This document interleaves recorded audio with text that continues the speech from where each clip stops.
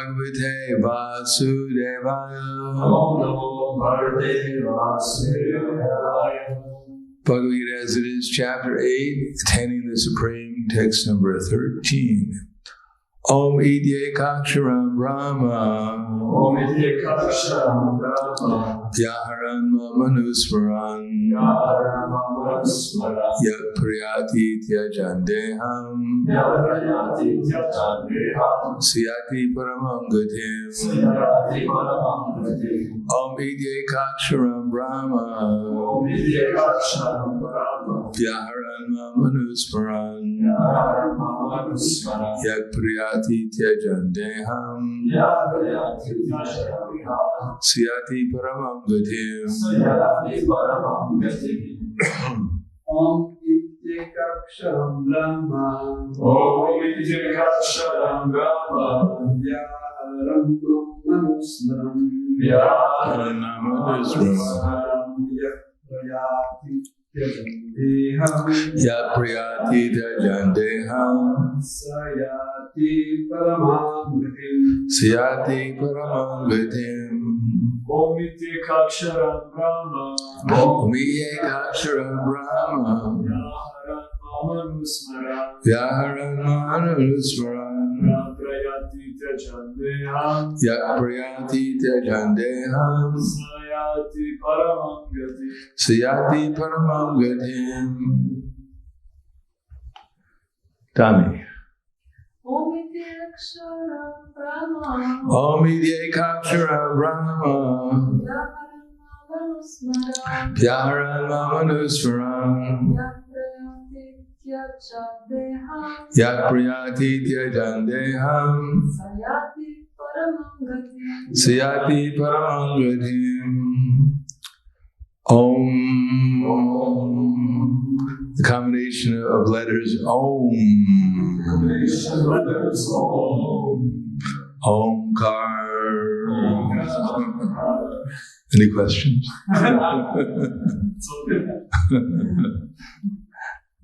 Iti.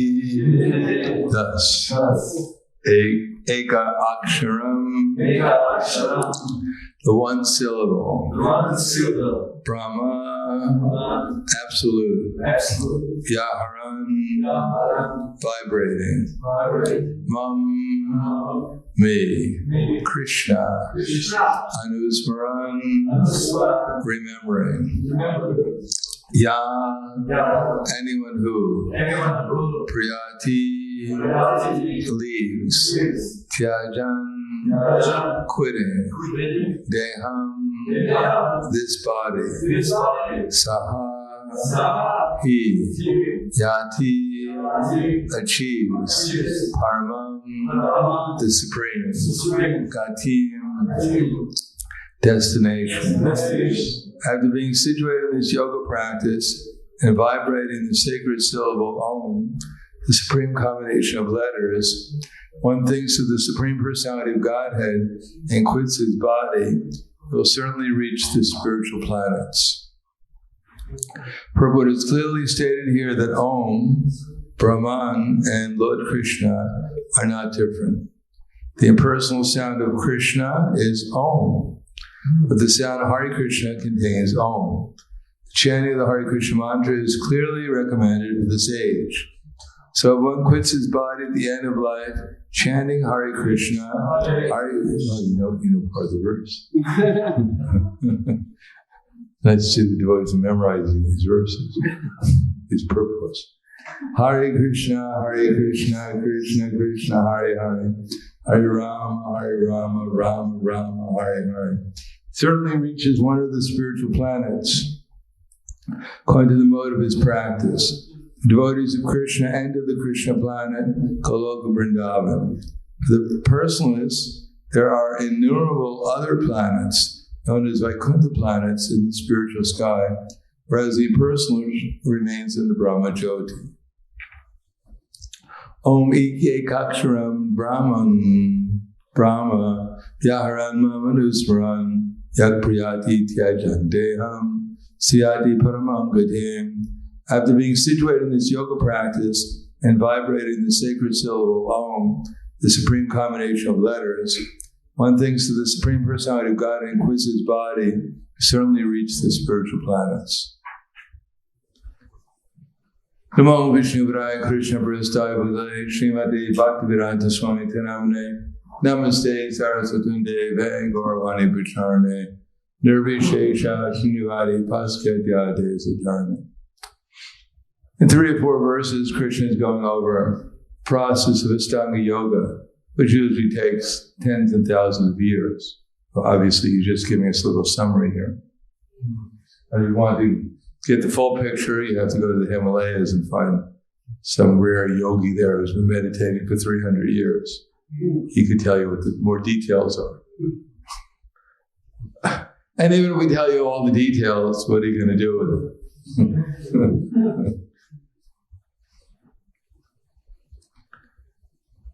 But, as probably as usual, because Krishna in this 8th chapter of Bhagavad Gita, since Bhagavad Gita is a continuum, it's not that Krishna was speaking to Arjuna, he said, now Arjuna, we're in the 1st chapter of the Bhagavad Gita.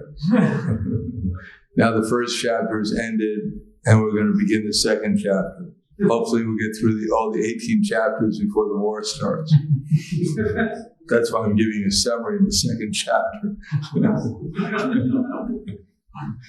And luckily we've got up to we're finished with the Bhagavad Gita, but I think I'll give it, because you probably fell asleep, I'm going to give you the 18th chapter. We're going to go through the whole thing again. So it's a continuum, and the middle 6 chapters of the Bhagavad Gita, though, in other words, Krishna started with the different yoga processes, and always concluding that no matter what yoga process you're following, whether it be karma yoga or jnana yoga or even ashtanga yoga, the whole aim is devotional service, to think about Krishna.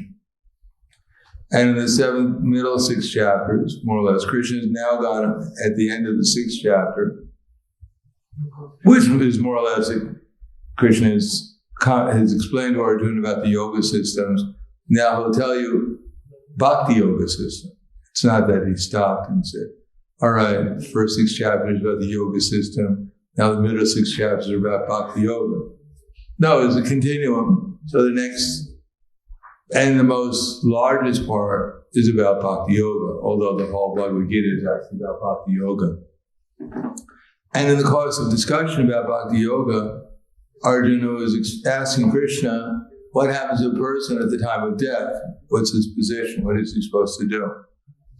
Because after all, if you're in a battlefield, there's some possibility you might die, or someone might die. It happens sometimes, even on battlefields.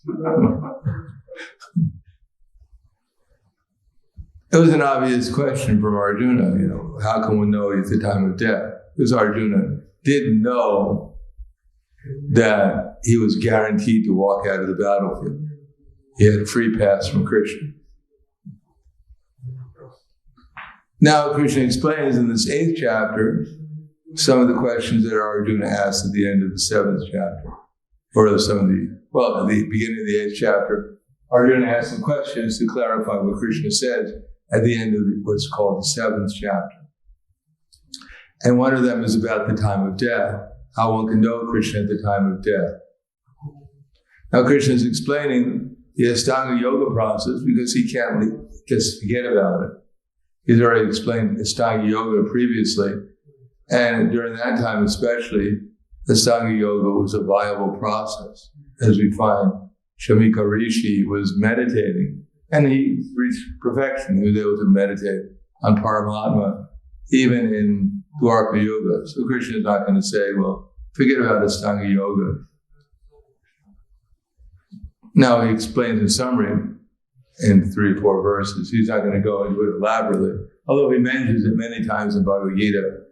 But then immediately he says, well, actually, better than that is just become conscious of it. And again, Krishna will say the same thing as usual. But the basic principles are always the same, because whether it be Kali Yuga or Dwarka Yuga or Treta Yuga or Satya Yuga, the process is more or less the same. but it's viable. How to perform that process depends. In other words, what we're trying to achieve through the chanting Hare Krishna is exactly the same thing as they're trying to do by the process of meditation. It's not that meditation brings you to one goal, the chanting gives you a completely different goal. But it's just easier to perform the chanting, that's all. At least you reach Brahman. Because by the very long process of Ashtanga Yoga, then generally speaking, people come to the platform of discriminating themselves from their body and realizing that they're not their body. But who they are, that takes Bhakti Yoga, unless you were trained up.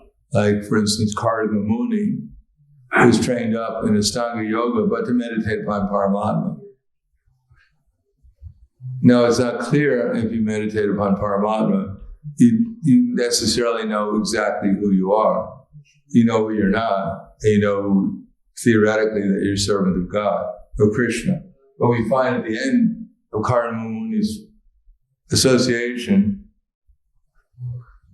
before Kapila Dev comes, his association with Devahuti, he goes off as a sannyasi. He doesn't go off and meditate. So obviously he goes off to perform some kind of devotional practice.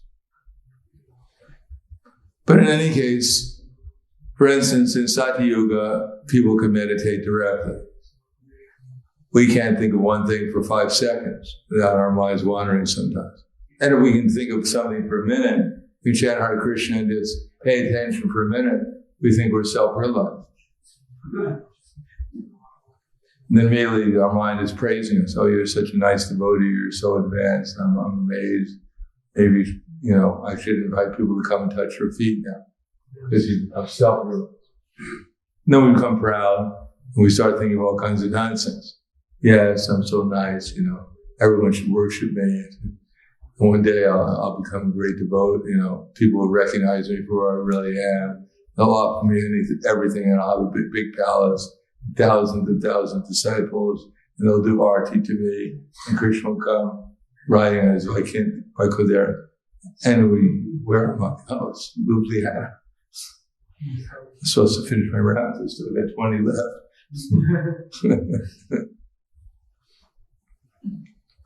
But in Satya Yoga, people could actually think for long periods of time in Krishna's pastimes, and therefore by such association with Krishna, they became perfectly Krishna conscious. And thinking about Krishna's pastimes, thinking about Krishna doesn't mean for us when we suddenly we remember Krishna, maybe. It means to actually be ultimate perfection is you're actually in the pastime with your spiritual body and experiencing the ecstasies, the loving exchanges between Krishna and his different devotees. And everything is blissful. Everything's alive. Everything is blissful. Everything is fully conscious. And it's ever increasing happiness and bliss. So obviously that's perfection. Now if you compare it with our present state of consciousness, it may be a little different. But in Treta Yuga, people are quite qualified. Their duration of life is 10,000 years compared to 100,000 in Satya Yuga. So even when they have a birthday, just to put candles on the cake takes a couple of days. You can imagine 10,000 candles. And there's not so much, they're not afraid of death from other causes because, generally speaking, there are no other causes except the Rakshasas who might come and eat you if you're meditating in the forest. Beware, there's a big sign, beware of Rakshasas, especially on Sunday, when there's a feast. So, but generally speaking, there was no air pollution. There was no water pollution. The food was all fresh and organic. There were no refrigerators. And if you wanted milk, you had a cow. And you knew how to milk the cow, because that's you learned some basic things like learning how to milk a cow. That was sufficient technology to take care of most of your needs. So it was a whole different atmosphere, and people could actually just meditate upon Krishna. Generally speaking, But in Treta Yuga, people were more greedy. They ate a little bit more than necessary. I mean, that's how greed first manifests itself. When we get greedy, we first eat more than necessary, generally speaking. You look a little surprised.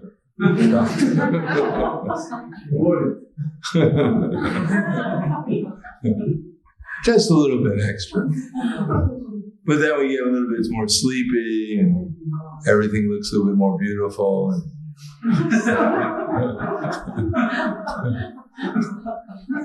And we get, our minds are a little bit less easy controlled. So therefore, they had to take some of the extra things they had in Treta Yuga and throw them into the fire sacrifice for Vishnu, Yagya by Vishnu. And then when they were left with just the necessities again, their dreams went away and they could actually chant Hare Krishna and think about Krishna. They had the same qualifications as in Satya Yuga. Their minds were peaceful because all their dreams and fantasies went away. And their dreams weren't very much. It was generally, an extra samosa on Sunday or something. But that was enough to take their consciousness away from Krishna. And then when Dwapara Yuga started, because it's a gradual, just like we're in Kali Yuga now, and although it looks a little bad, but we don't understand what bad really is yet. We have no idea. When your neighbor looks at you and tries to figure out how much you weigh and how many weeks of food he's going to get from you, then you know it's really bad.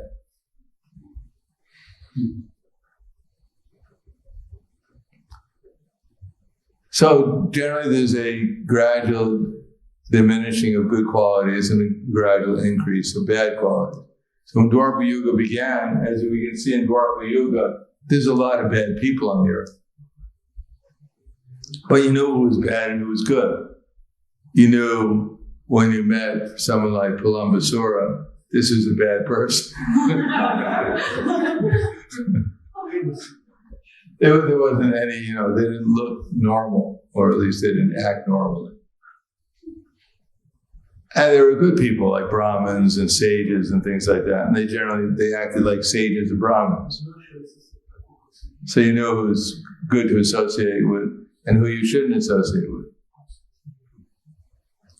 And but people who were actually much more greedy in Dwapara Yuga, they not only ate more, but they collected more. And they were attached to their opulence. And even you were living in a place like Mathura, it was ruled by a ruler like Kamsa. Now Kamsa, he was a demon. He was a big demon. But still, he followed the Vedic culture. They had Brahmins in Mathura. It was good people and bad people were together. I mean, the bad people, more or less, there weren't so many bad people in the sense, in Mathura especially. There were so many Brahmins and the people were more or less devotees. After all, they were living near Vrindavan. They heard about Krishna's glories all the time. I mean, it's hard if you're living in, Krishna's personally there. There's probably a few people coming by and saying, yeah, I saw this man. He was like, he had an effulgence of 10,000 suns. It was pretty interesting watching him. Really? So the news came to Mathura and they were all devotees. As a matter of fact, all over India, many people had heard about Krishna. They didn't necessarily thought he was God, but he was an interesting personality. And although people were attached to material opulence, still there was a lot of, the Vedic culture was more or less intact. And therefore, the idea of worshiping in a temple was there in order to regulate one's life. Because people noticed that their minds weren't so controlled, and there was a lot more bad association. And so the good people used to worship in the temples. And the bad people used to worship in the temples too. The bad people worship so they can get more bad things. And the good people worship so they can get more good things. The people had faith in the Vedic culture, either to get good things or bad things. Even well, Treta Yuga, Ravana, well, the same thing was there. He was an expert in the Vedic culture, how to manage a city.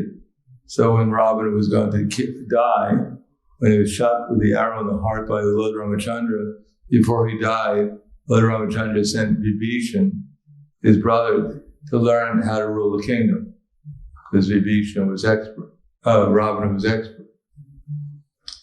But the good people, everyone knew, for instance, sacrifice, charity, sense of mind control.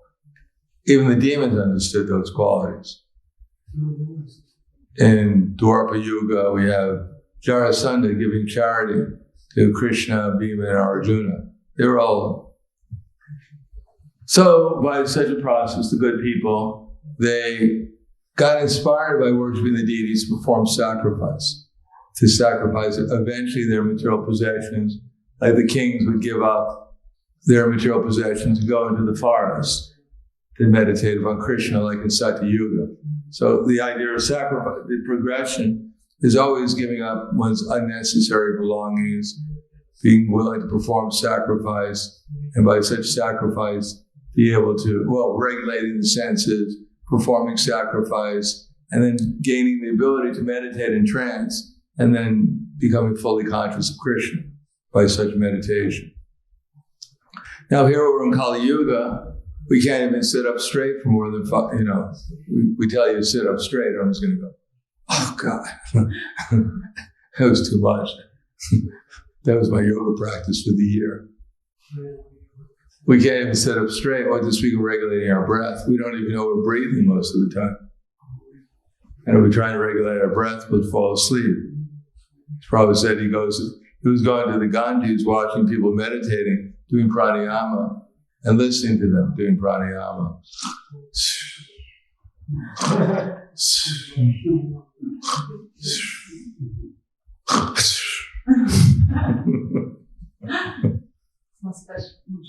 Yes.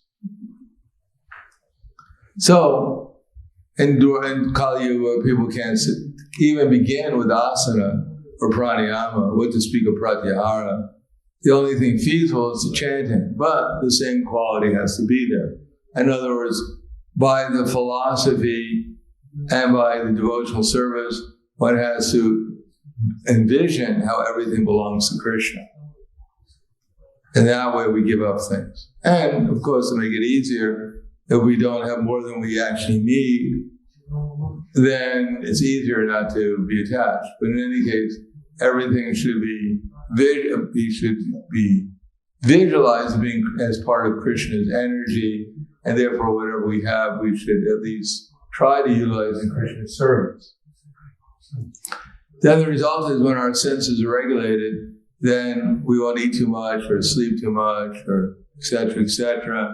And then our mind will become more regulated. And then when our mind is regulated and we're more peaceful, then we become inspired to perform sacrifice to Vishnu. Then we can actually get some experience what the holy name is and chant it with more attention because we're not distracted so much. And then we can actually experience something of Krishna's qualities. And then the result is that one can gradually concentrate and on the holy name, and Krishna turns the holy name himself. He reveals himself by revealing spiritual energy, which includes Krishna's name, his form, his quality, his pastimes, his associates progressively. And then finally, when they're situated in the same state of consciousness as they are in Satya Yuga, by the process of meditation and devotional service, then one can become perfect. But it's not that in Satya Yuga they're meditating upon Krishna, and Kali Yuga we're going to meditate upon something else. No, the same thing is there. Just the process, how to achieve it is done differently, that's all. So I'll stop there. Any questions? Yes.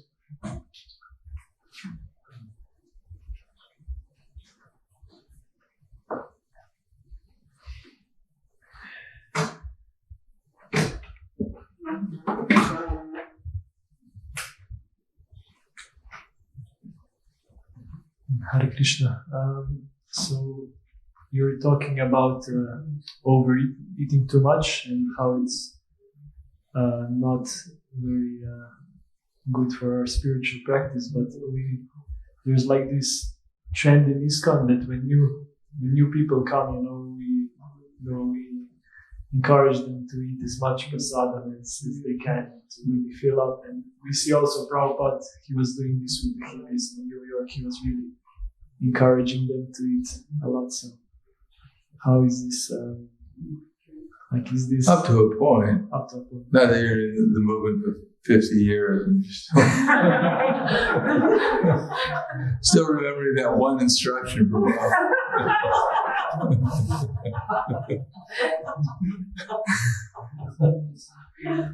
But according to time, place, and circumstance. I mean, as I gave the example, Stridas, or whatever you pronounce it. Stridas, he was living at 26 2nd Avenue. And his mother was very concerned because he wasn't eating very much. And so Prabhupada said, no, I'll take care of him. So he tried to induce Stridas to eat a chapati because he wouldn't eat it. And then finally he ate a chapati. Then he ate 2 chapatis. And then he ate 5 chapatis and 10. And Prabhupada, he got up to 27 or something. Prabhupada said, that's where we stop.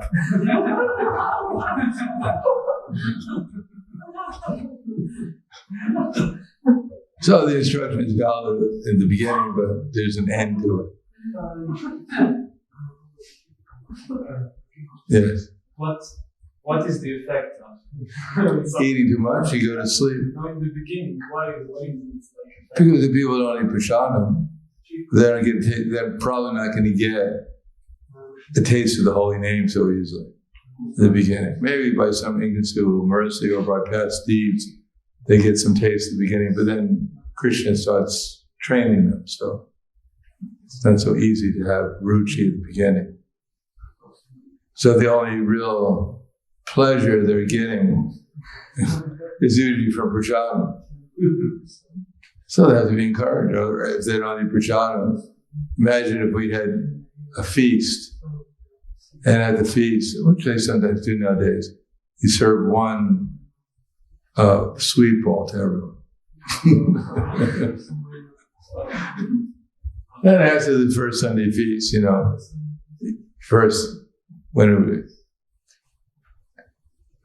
the last Sunday feast, there were 200 people, and there was a big, gloved and samosas, whatever. Then they changed the policy, and there was one sweet bowl to everyone. Only one sweet bowl at the most. So when the next week, there's 2 devotees. The majority, and someone singing.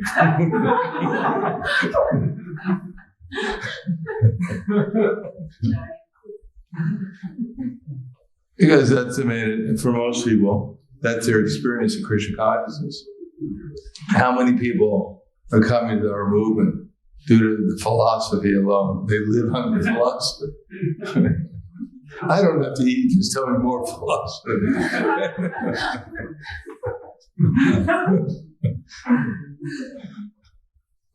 So it's an important part of our society. But after you're in the movement, if you want to stay as a brahmachari, you're even a good grihastha, whatever, then you have to have a little more impetus than just eating.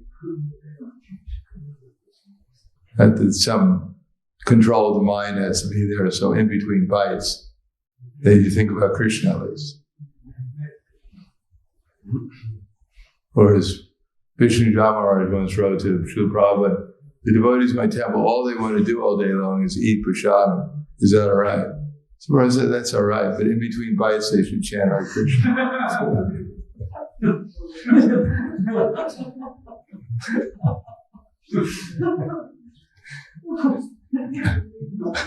Anything else?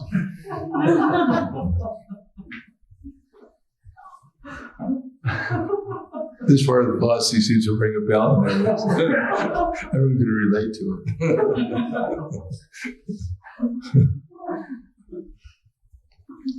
All right, thank you very much. Bhagavad Gita ki jai, Srila Prabhupada ki jai, Gaur Pramanande.